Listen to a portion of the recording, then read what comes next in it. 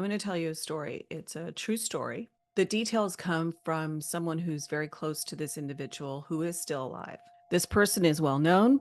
You may guess who it is by the time I'm finished with this story. This person was born in the mid 20th century to a wealthy family. The father was very successful, but the mother was ill. She was unable to care for the person and their siblings. The father was a workaholic. He was also a sociopath, antisocial personality disorder. This covers a range of behaviors that boil down to not caring for others' feelings. Having a father that didn't care for their feelings was a devastation to the young, growing heart and mind of this person. If their mother had been available, perhaps she could have made a difference. And as they grew older, they began to show behaviors that are typical for children when they need loving care. Attention-seeking behaviors, being mean, being a bully, acting in a destructive way. This caused their sick mother to withdraw even more. However, the father saw the behavior as, on one hand, bad and out of control, but on the other hand, kind of like him. Nevertheless, because this person's behavior was disruptive to the mother's comfort, as she was sickly, the child was sent away to a military boarding school. There, they continued their negative, attention-seeking behaviors. When a child doesn't feel the love they need, they can internalize that feeling so deeply, it is so painful to face up to, that they do behaviors that make them feel big, replacing the feeling of love with the feeling of being idolized and feared. This is not my diagnosis, but has been identified by experts in this person's case. But it is a factor in childhood acting out behaviors, especially those that are aggressive and destructive. It's not the only reason for these behaviors, but it is a reason. Meanwhile, the subject of our story had an older brother, one who was being groomed to head the father's growing business empire. But this older brother was not fit for the business world. He was a free spirit and wanted to travel and have fun with friends.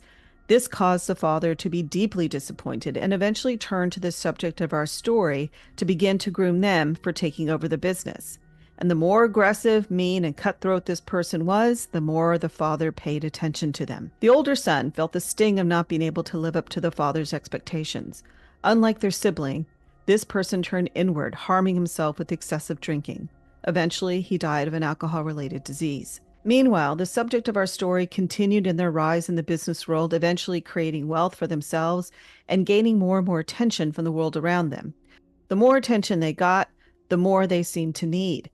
They sought attention from rich people, famous movie stars, and pop stars, wherever they could get it. But inside, this person's need never got fulfilled because what they wanted was love. In not getting loving care, they disconnected themselves from even expressing the need for anything but attention and adulation. Eventually, this unmet need was something that hurt them and others around them. The definition for this is narcissism. The term narcissism comes from the Greek myth of Narcissus, a young man who fell in love with his own reflection after being punished by the gods. Narcissistic personality disorder is a mental health condition in which people have an unreasonably high sense of their own importance. They need and seek too much attention and want people to admire them. People with this disorder may lack the ability to understand or care about the feelings of others, but behind this mask of extreme confidence, they're not sure of their own self-worth and are easily upset by even the slightest criticism. We dislike narcissists, but when you understand the root of their condition, it can not only give us insight into why they are the way they are, but can also give us sympathy or even empathy for them and help us to understand why we need to change aspects of our world in order to prevent people from falling into this dangerous and unhappy state of living. Our personal development comes from a number of different factors. For this individual, genetics played a key because their father had a mental health disorder. Secondly, they had adversity in childhood. ACEs is adverse childhood experiences, and it's known to be a cause for a number of different emotional, mental health, and physical health harms. And being neglected is an adverse childhood condition. And the third aspect that affected this person's personal development is the environment in which they grew up in, where behaviors like aggression and bullying were seen as positive aspects of a business person rather than negative behaviors. Finally, the message is that we must begin to understand the genesis or origins of these negative social behaviors in order to help individuals find a different path. Is the subject of our story a happy person? Hard to say. Many people have noted that this person has never been seen to laugh out loud in joy. While I do not condone or support this person's behavior, I do seek to find understanding and to point out the factors that we all have for self awareness and self reflection.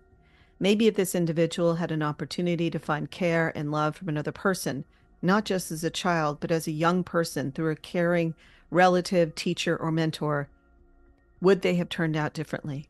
Provide your thoughts on who you think this person is and whether this story has shifted your understanding of them in a way that you think can help us create better environments for children and young people to grow up stronger and more resilient. And whether you want to be part of the generation that bounces back